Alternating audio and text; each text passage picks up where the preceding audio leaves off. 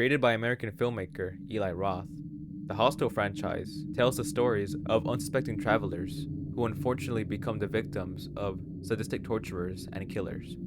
Becoming recognized as one of the most disturbing horror franchises of all time, the concept of the series is far from fiction, as tourism kidnapping and trafficking of any kind is a genuine thing. In 2006, Eli Roth had an interview with Dread Central, in which the question as to how the idea for the film came to be was asked. I'll tell you where it started. It started with a conversation with Ain't It Cool News' Harry Knowles. He sent me a link to a site where you could go to Thailand and for $10,000 walk into a room and shoot somebody in the head. The site claimed that the person you were killing had signed up for it, and that part of the money would go to their family because they were so broken were gonna die anyways. It was to give you the thrill of taking another human life. So we said, is this real? The site itself was real, but you had to give credit card information, and I was at the point where I wanted to do a documentary about it, and it's like, to get any further, I would have had to give personal information, and I figured these people kill people for a living. I'm not gonna find out. I'll leave that to someone else. That's a mystery I don't need to solve. I had no idea if this place existed. I know that the website was real. The site was real. Somebody built a site for that. And my point was like, well, somebody thought of it. That's f***ed up. Someone is thinking about this and went so far as to create a website about it. While there isn't a specific incident to tie to the Hostel films, it is still incredibly eerie to know that inspiration for a film as grotesque as this has some truth behind it.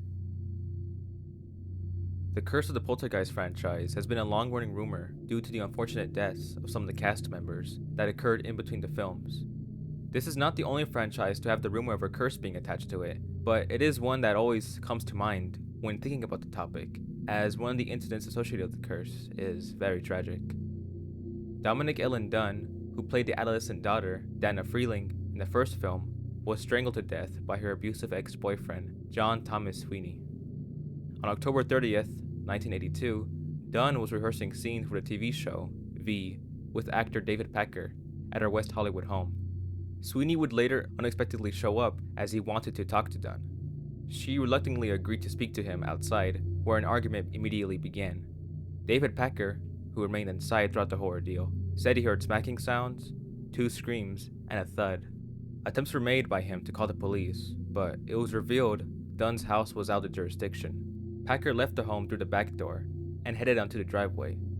Packer saw Sweeney kneeling over Dunne. Upon noticing Packer, Sweeney told him to call the police. Once the police arrived, Sweeney put his hands up and stated, "I killed my girlfriend, and I tried to kill myself."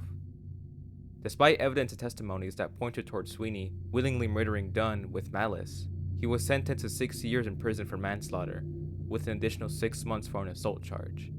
However, he only served 3 years before being let out on parole. Continuing to live a quiet life as a free man, going back to working as a chef, becoming engaged to a woman, and changing his name to John Mora. Released in 2000 and based on the novel of the same name, American Psycho is a film that I don't think needs much of a synopsis, as it's exploded in popularity throughout the years and has become well known in internet culture. To keep it very brief, the story revolves around a successful narcissistic yuppie who lives a double life as a deranged serial killer. In 2004, 14-year-old Michael Hernandez lured his best friend, Jamie Go, into the bathroom of the Southwood Middle School in Palmetto Bay, Florida. Unveiling the knife from his backpack, Hernandez slit Go's throat before stabbing him over 40 times. It was revealed that Hernandez had an obsession with American Psycho film and real-life serial killers, modeling his murder on Jamie Go after Patrick Bateman's character. On April 29, 2021, Michael Hernandez died in prison from cardiac dysrhythmia attributed to morbid obesity. 34-year-old Patricia Frazier cut out the heart of her 4-year-old daughter, Kunji Wilson, 2 days after watching a television broadcast of The Exorcist. Frazier was a paranoid schizophrenic who believed her daughter had been possessed by demons and claimed to be instructed by supernatural forces to remove the spirits within her. Frazier was found innocent due to reason of insanity. In the summer of 1974, the decomposing body of an unknown woman was discovered in the dunes of Provincetown, Massachusetts. The cause of death was reported to be a homicide, with the fatal blow being a hit to the left side of her skull. Her hands, a forearm, and a few teeth were completely missing, as if the perpetrator didn't want anyone to identify her.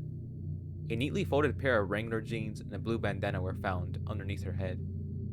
The woman was estimated to be between the ages of 25 to 49 years old, had auburn or red hair that was tied in a ponytail during the discovery, and had a fit build, about 145 pounds. She would later become known as Lady of the Dunes. The identity of this Jane Doe would puzzle anyone who took interest in the case. Many efforts were made to get to the bottom of this mystery, but nothing would progress. In 2015, author Joe Hill was at a 40th anniversary screening of the film Jaws. Around 54 minutes into the showing, Hill's attention was suddenly shifted onto an extra who looked oddly familiar. To the left of the shot, you'll find a woman whose appearance matches the Lady of the Dunes. Blue bandana, looks to be about 30 years old, is fit, and is wearing similar jeans.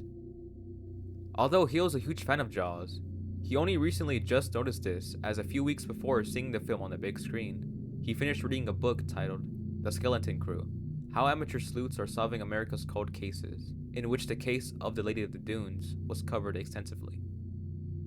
Hill theorizes that this could very well be the Lady from the Dunes, as the time frame and locations are a perfect fit. The crowd scene was filmed on May 25th, 1974, in Martha's Vineyard, 2 months before and 100 miles away from where Jane Doe was found. Most, if not all, of the extras seen here are genuine tourists and locals who were likely aware that a movie was being filmed and wanted to sneak themselves into a shot. It's possible our Jane Doe and others in Provincetown could have got word of a big production going on in Martha's Vineyard and simply wanted to see what it was all about. 7 years later, on October 31st, 2022, the Lady of the Dunes would officially be identified as Ruth Marie Terry. She was originally from Tennessee and 37 years old at the time of the murder. Terry's husband is suspected to be the perpetrator. His name was Guy Malvin. He went by other aliases and was already a known individual by police due to being involved with some insanely sketchy antics, such as having human remains found inside of a septic tank outside of his family's home and business. That's weird. So, where does Jaws fit in with all this new information? Could this still be Terry? Well, it's really unlikely. Comparing the two shows off maybe a little bit of resemblance, but overall they don't look alike, especially when comparing their hair colors. As for her sporting the bandana, this really isn't anything out of the ordinary, as this was a common thing women had during the 70s. That's all the evidence we have to say that this was her, but it really doesn't hold up. None of this is said in a way to mock Joe Hill. He himself stated that this theory is nothing more than just that, a theory. Whether this is Terry or not, the idea of a woman who no one could identify unknowingly becoming immortalized in one of the most popular films of all time is a bit eerie. In 1988, during the production of the film Clownhouse, director Victor Salva requested child actor Nathan Forrest Winters, who portrayed Casey in the film, to stay after filming. Salva would proceed to sexually abuse Winters throughout production and would often film the events. After this discovery, Salva's home would be raided, where it was found he owned commercial videotapes and magazines containing lewd material of children, with a few homemade tapes. Salva would be sentenced to 3 years in prison. However, he only served 15 months, later being released on parole to continue working in the film industry. Something worth noting is that acclaimed filmmaker Francis Ford Coppola was Salva's #1 supporter throughout all this, going as far as to sue Nathan Winters' family for a supposed breach of contract, and would endlessly tell him that he would never work in the industry again. Coppola is where the attorney came in. Like that's where the money came from for the attorney, for Victor's attorney. Was eventually what happened was, at some point Coppola filed a lawsuit against my family for $5 million for some breach of contract or something, and my attorney actually went down and met with Victor's lawyers and signed wrote up a plea bargain and had it signed, and the plea bargain dropped the 6 most severe charges. Maybe he was in jail for a short time when he was first arrested, but after that, he didn't go to prison. He never saw another jail cell. He went to a treatment facility in Napa. So after he was arrested, so I still had a month's worth of work at Coppola's house every single day for 8 or 9 hours every day for a month. Which time I was like blackballed, told I'd never work in the industry again, and Sure. like all sorts of stuff. Born on February 5th, 1965, Tammy Lynn Leppert was an American actress, model, and beauty queen. She got her start in beauty contests at the age of 4, and by the time she was 16, she had already completed in over 300 beauty pageants, with 280 wins.